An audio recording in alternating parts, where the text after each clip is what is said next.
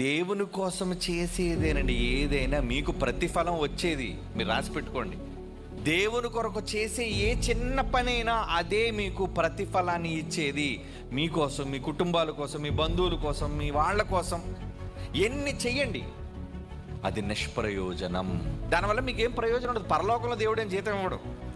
ప్రభా నీకోసం ఒక 200 మంది వచ్చారు ప్రభా, వాళ్ళందరికీ భోజనం పెట్టినట్టు, వెరీ గుడ్ రా, నీకు చాలా జీతం ఉంది పరలోకంలో. అంటే మీరు దేవుని కోసం చేసేదే లెక్కింపబడుతుంది.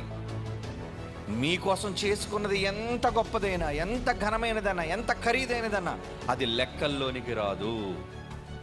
అంటే ఇప్పుడు మీరు మీ జీవితాల్లో దేవుని కొరకు ఎన్ని చేస్తున్నారో అనేది మీరు లెక్క పెట్టుకోవాలి. అవునా, నా జీవితంలో ఎప్పటివరకు 60 ఏళ్ళు వచ్చేసాయి, నేను నా దేవుడి కోసం ఏం చేశాను? దేవుని కోసం ఏదో ఒకటి ఖచ్చితంగా మీరు ఒకటి కాదు చేస్తూనే ఉండాలి దేవుని కోసం.